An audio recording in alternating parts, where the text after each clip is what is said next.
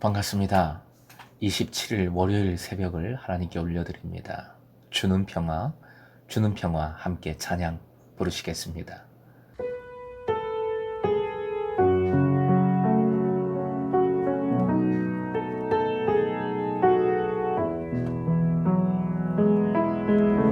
주는 평화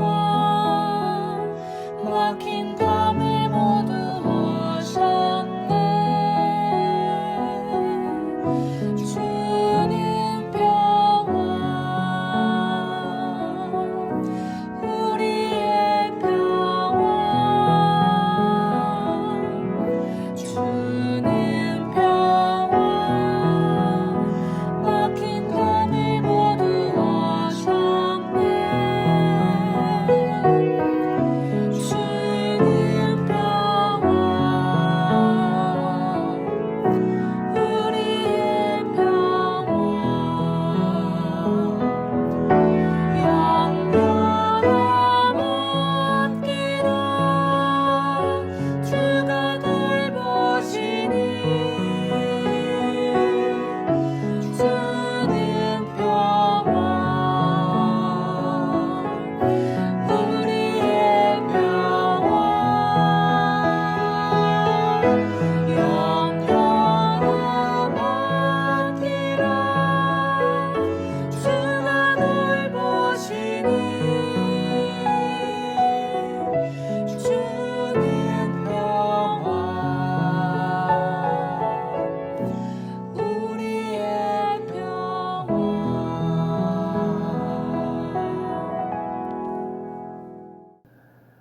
창세기 32장 13절에서 20절까지 오늘 허락하신 말씀 함께 읽겠습니다. 야곱이 거기서 밤을 지내고 그 소유 중에서 형 에서를 위하여 예물을 택하니 암염소가 200이요 순염소가 20이요 암양이 200이요 순양이 20이요 전나는 낙타 30과 그 새끼요 암소가 40이요 황소가 10이요 암나귀가 20이요 그 새끼 나귀가 10이라.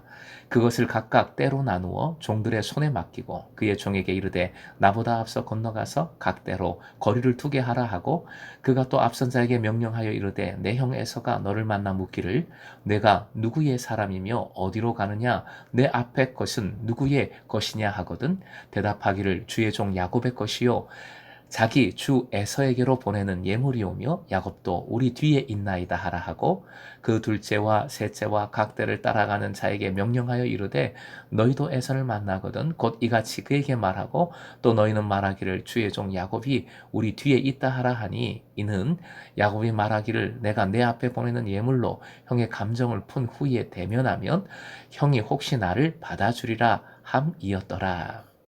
오늘의 기도 제목 무슨 일을 하든 주님을 예배하듯 하여 부끄러움이 없게 하소서. 무슨 일을 하든 주님을 예배하듯 하여 부끄러움이 없게 하소서. 야곱은 염소, 양, 나타, 소, 나귀 등 각종 가축 550마리를 여러 때로 나눠 거리를 두고 차례대로 에서에게 보냅니다. 무려 550마리의 가축입니다. 상당히 많은 양의 선물이지요. 적어도 4대로 나누어서 보냈습니다. 에서가 차례로 그것을 받음으로 해서 분노를 서서히 풀고 마지막에 자신을 만났을 때는 반가운 마음을 갖게 하기 위함이었습니다. 본문 첫 구절 13절에 거기서라는 표현이 나옵니다. 거기서는 마하나임이지요. 하나님 지켜주심의 은혜를 직접 체험한 곳입니다. 어떤 이들은 야곱의 행동이 오늘 본문의 행동이 바로 앞에 나오는 마하나임의 체험 그리고 야곱의 경건하고도 간절한 기도와 조화를 이룰 수 있는가 의심합니다. 즉 야곱이 하나님의 구원하시는 능력을 불신하여 세속적이고 인간적인 방법, 비겁한 방법을 사용했다는 것이지요. 깔뱅의 경우는 야곱이 기도만 하고 수수방관하면서 아무 일도 하지 않은 것이 아니라 자기가 할 수 있는 일에 대해서는 최선을 다했다고 했습니다. 여러분 어떻게 생각하십니까? 본문은 야곱의 행동에 대한 어떤 판단도 하지 않고 야곱의 행동과 말을 기록하고 있을 뿐입니다. 그러기에 뭐라고 딱 판단을 내리기가 쉽지 않습니다. 본문에 예물이라는 표현에 집중을 해보게 됩니다. 예물이라는 단어가 이채롭습니다. 13절 뒤쪽에 그 소유 중에서 형 에서를 위하여 예물을 택하니 라고 했습니다. 예물, 원어로 민하입니다. 민하는 은혜를 상징하는 자음으로 되어 있어서 야곱이 에서에게 은혜를 입으려고 했구나 라는 것을 보여줍니다. 더구나 민하는 제사 용어입니다. 예배 용어입니다. 보통 소재의 예물, 소재물로 성경에 번역됩니다.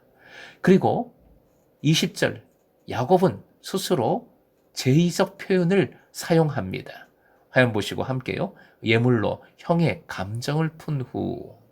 감정을 풀어준다는 카파르 동사는 덮는다, 속죄하다라는 의미입니다. 성경에는 거의 모든 경우 제의적인 용어, 사죄하다, 속죄하다라는 뜻으로 사용되는 단어입니다. 일례로 레위기 1장 4절 말씀 화면 보시고 함께 읽겠습니다. 그는 번제물의 머리에 안수할지니 그를 위하여 기쁘게 받으심이 되어 그를 위하여 속죄가 될 것이라. 카파르입니다. 물론 큐티집 도움글처럼 선물로 에서의 얼굴을 덮어버리는, 그래서 마음을 달래는 의미도 있지만 야곱이 예배 용어, 제의적 의미를 의도했다는 사실이 매우 중요합니다. 결국 이러한 의도는 야곱이 이 화해를 속죄로 고백하고 있다는 것이지요. 에서를 하나님과 동격으로 보고 있다는 것이 아닙니다. 지난날 자신이 에서 형에게 행한 일을 사과하는 것, 에서와 화해하는 일을 하나님 앞에서 속죄하고 있는 것으로 여기고 있는 겁니다. 그렇다면 야곱의 행동을 선물 공세를 펼치는, 뇌물을 바치는, 선물을 앞에 앞세우고 자신은 뒤에 쏙 빠지는 그런 세속적인 모습으로만 절대 볼 수 없습니다. 형과 화해하고 자신의 과거의 악행들을 속죄하려는, 누구에게? 하나님께 속죄하려는 야곱의 신앙적인 열심입니다. 에서라는 큰 두려움의 산 앞에서도 하나님을 바라보고 있는 변화된 야곱, 성숙한 야곱을 볼 수 있는 겁니다. 사랑하는 금성의 제자 여러분, 본문에 나타난 야곱의 모습은 꼭 우리의 모습이지요. 큰 두려움 앞에서 우리가 아무리 믿음이 있다고 한들, 믿음이 좋다고 한들 이런 모습 아니겠습니까? 믿음과 두려움과 신뢰와 불안이 뒤섞여 있는 것이지요. 그 속에서 세상적이고 인간적인 방법을 찾고 사용합니다. 하지만 기억하십시다. 하나님께서 우리와 함께 하십니다. 우리는 무엇을 하든 하나님께 하듯 해야 하는 것이지요. 하나님께 예배하듯 해야 합니다. 골로새서 3장 23절 화면 보시고 함께요. 무슨 일을 하든지 마음을 다하여 주께 하듯 하고 사람에게 하듯 하지 말라.